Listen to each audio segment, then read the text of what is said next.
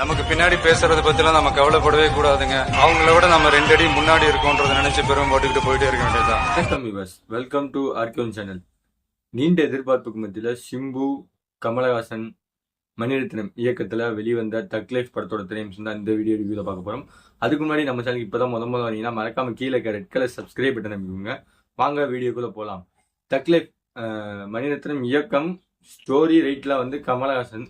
அந்த கமலஹாசன் இயக்கத்தில் இப்போ கதையை வந்து யோசிச்சுருக்கணும் நீங்கள் படம் வந்து எந்த அளவுக்கு இருக்கும்னு. இது வந்து ஒரு ஆக்ஷன் த்ரில்லர் மூவியாக கொண்டு போகணும்னு நினச்சி எதிர்பார்த்து எடுக்கப்பட்ட படம் தான் இது. கேங்ஸ்டர் ஒரு மூவி. இது கேங்ஸ்டர் மூவினாலே அரைச்சமாவா தான் கிட்டத்தட்ட லியோ, கடைசியாக வந்த நம்ம அஜித்தோட குட் பேட் உக்லி, அந்த படத்தில் வந்து ஏகப்பட்ட ரெஃபரன்ஸ் சீன் வச்சனால படம் வந்து அந்தளவுக்கு ஹிட் ஆகி ஓடுச்சு. இந்த படத்தில் அந்தளவுக்கு ரெஃபரன்ஸ் சீன்ஸ்லாம் கிடையாது. இந்த படமே வந்து ஸ்டோரியில் வந்து செகண்ட் ஹாஃப்ல வந்து ஃபர்ஸ்ட் சீன் பார்த்தீங்கன்னா இன்டர்வியூ போயிட்டு இருந்ததுக்கப்புறம் பார்த்தீங்கன்னா இது தலை அஜித்தோட ஒரு படத்தோட ரெஃபரன்ஸ் சீன் மாதிரி இருக்கும். ஆனால் அந்த இடத்துல வந்து தலையை மாசா காட்டியிருப்பாங்க. இந்த இடத்துல கமலஹாசனை வெறும் நார்மல் மேனாக வந்து காட்டியிருக்காங்க. ஓவராலாக பார்த்தீங்கன்னா அந்த படத்தை பார்க்கலாமா வேணாமா அப்படின்னு தான் இந்த ஃபுல் வீடியோ ரிவ்யூவில் சொல்ல போகிறேன். இந்த படம் கிட்டத்தட்ட 2 மணி நேரம் ரன்னிங் ஆகுது. கிட்டத்தட்ட ஏஆர் ரஹ்மான் மியூசிக் வந்து இந்த படத்தில் ப்ளஸ் பாயிண்ட் அமைஞ்சிருக்கு. பார்த்தீங்கன்னா ப்ளஸ் பாயிண்ட் அமைஞ்சிருக்கு. அந்த சிக்கிட்டா பாட்டு, என்னதான் வேணும் உனக்கு, அந்த பாடலுக்கு கட்சி, அப்புறம் பேக்ரவுண்ட் மியூசிக்கு, பிஜிஎம், சிம்புவோட என்ட்ரோ, அப்புறம் கமலஹாசனோட என்ட்ரி, இந்த மாதிரி ஏகப்பட்ட காட்சிகள் வந்து மாசா பேக்ரவுண்ட் மியூசிக் கொடுத்துருக்காரு. அது படத்தில் ப்ளஸ் பாயிண்ட் அமைஞ்சிருக்கு. அடுத்தபடி அப்படின்னா ஸ்டோரியை பற்றி மென்ஷன் பண்ணி ஆகணும்.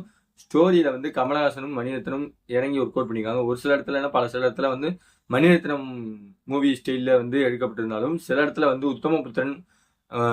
உத்தம வில்லன் படத்தை பார்த்த மாதிரி தான் எனக்கு தோணுச்சு. ஏன்னா அந்த படத்தை பார்த்தீங்கன்னா உத்தம வில்லன் வந்து அவருடைய சுயசரீரத்தை எடுத்த மாதிரி காட்டியிருப்பாங்க பாலச்சந்திரன் வச்சு. அதே மாதிரி தான் இந்த படத்தில் வந்து எதுக்கு இந்த மாதிரி இவ்வளோ கேரக்டர்களை வச்சு உள்ளே கொண்டு வந்திருக்காங்க அப்படின்றத படத்தில் கொண்டு வந்திருக்காங்க. படத்தை பார்க்கும்போது கொஞ்சம் சில இடத்துல வெறுப்பாகிற மாதிரி இருந்துச்சு. படத்தோட நடிப்பு வேற யாரெல்லாம், கமலஹாசன், சிலம்பரசன், த்ரிஷா, அப்புறம் அபிராமி, இவங்க தான் மெயின் ரோலாக வந்திருக்காங்க. அப்புறம் ஐஸ்வர்யா லட்சுமி வந்து முக்கியமான ரோலில் வந்து நடிச்சிருக்காங்க. அவங்க தான் வந்து சிம்புவோட முக்கியமான கேரக்டராக வந்து கடைசி கிளைமேக்ஸில் காட்டியிருப்பாங்க. அது படத்தை பார்த்தவங்களுக்கு புரியும். அசோக் செல்வன் ஒரு முக்கியமான போலீஸ் கேரக்டரில் வந்து நடிச்சிருக்காரு. அவருக்கு கொடுக்கப்பட்ட ரோலை வந்து சூப்பராக நடிச்சிருக்காங்க. அப்புறம் கமலஹாசன் வந்து முழுக்க அந்த படத்தில் வந்து 18+ கண்டென்ட் வந்து ஏகப்பட்ட காட்சிகள் இருக்குது. 18+னா 6 இடத்துல அந்த மாதிரிலாம் கிடையாது.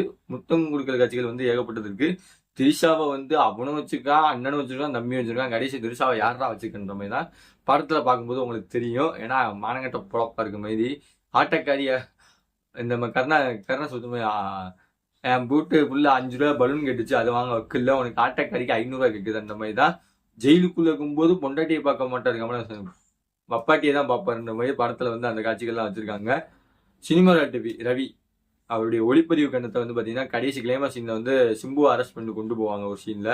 அந்த ஒரு சீனில் கொண்டு போகிற காட்சிகளை வந்து அந்த கோயக்குள்ள நடக்கிற ரோபோட் காட்சிகள்னு சரி, அப்புறம் கிளைமேக்ஸில் நடக்கிற சண்டை காட்சிகள் வந்து சூப்பராக வந்து ஒளிப்பதிவு வந்து சூப்பராக காட்டியிருப்பாங்க. இருந்தாலுமே ஒரு சில இடத்துல எனக்கு ஃபர்ஸ்ட் இன்ட்ரோ சீனில் கார் சேசிங் சீனில் வந்து சிம்பு வந்து காட்டுவாங்க. அந்த ஒரு சீனில் வந்து கொஞ்சம் லாக் அடிச்ச மாதிரி இருந்துச்சு.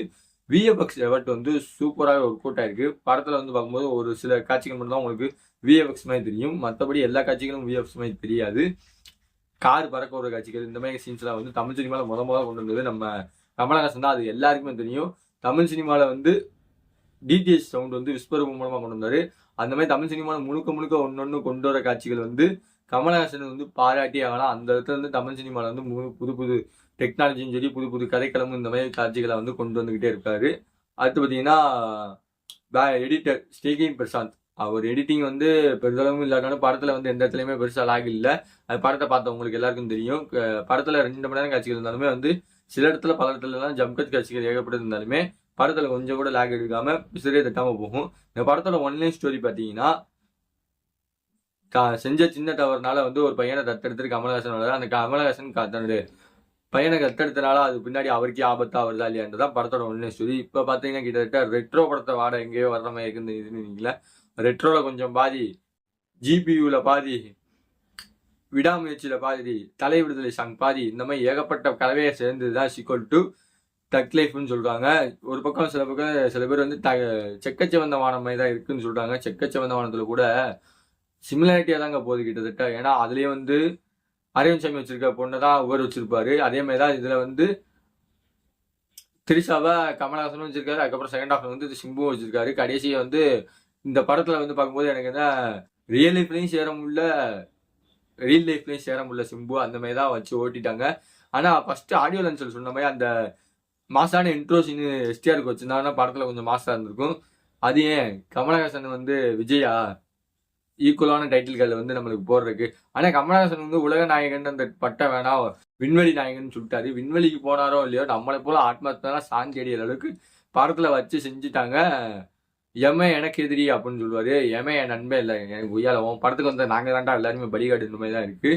ஓவராலா படத்தை பாத்தீங்கன்னா இந்த படத்துல screen play, story, pace, acting இதெல்லாம் வந்து பக்காவா இருக்குன்னு ட்ரை பண்ணியிருக்காங்க. ஆனா அந்த அளவுக்கு இல்லை. கமல் ப்ரொடக்ஷன் அமரன்ல போட்ட காசு, சம்பாரிச்ச காசை பூரா அதுல போட்டு இறச்சிருக்காரு. அது இந்த படத்துல அந்த அளவுக்கு ஒர்க் அவுட் ஆகல.